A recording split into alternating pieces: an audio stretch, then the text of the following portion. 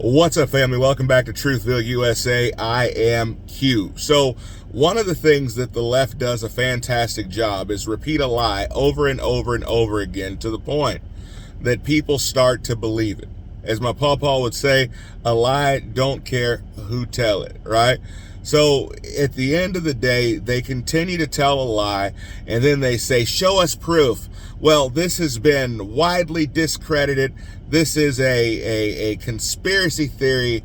This is every person with any type of brain has come to the conclusion that this is a hoax and this is settled science. Something to that end.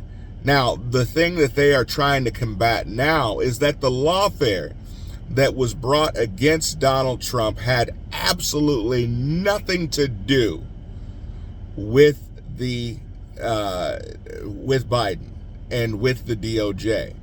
That these were all independent situations. Now, part of my job is to make sure that I'm bringing the content and the news that nobody else wants to cover for two ends. One, to make sure that you guys have the facts, and two, to make sure that you guys have the not only knowledge but also the ammunition to go out and combat these lies from these liars.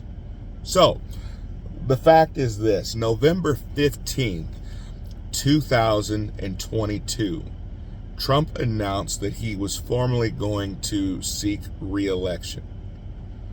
Biden comes out and says that they must do everything they can, publicly says they must do everything they can to make sure that Donald Trump does not get back into office.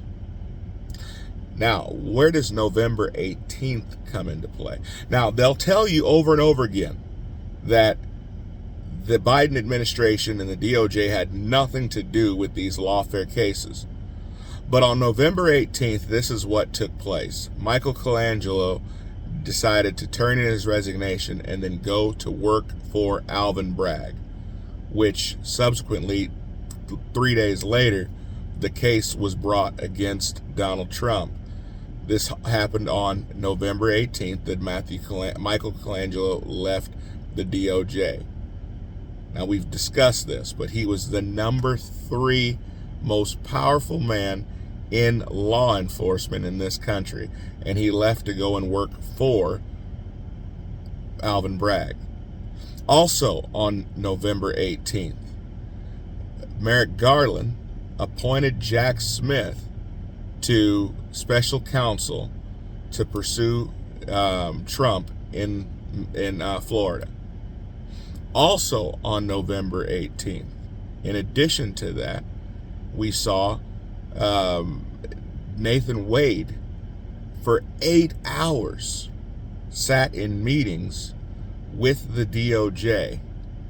You have the main 3 lawfare cases brought against Trump on November 18th all got their major start. Now, please tell me how that's a coincidence. It could be. Hey, sure, it could be. But what are the chances that that is a coincidence? Matthew Colangelo leaves the DOJ, goes to work for Alvin Bragg. Special counsel Jack Smith appointed. And 8 hours worth of meetings with Nathan Wade, all on the same day. There's no mathematical sense or way that that could be looked at as anything but coordination. And that's all we've been saying from the get-go, is this was a concerted, coordinated effort from the DOJ, and they had their finger on the scale the entire time. Comment below. Let me know if you feel that November 18th was a coordinated effort by Biden and the DOJ, or if you feel that it just happened that that was the day that everybody's schedules were open and everybody had a little bit of free time. Comment below. I'll see you guys next time. Be blessed.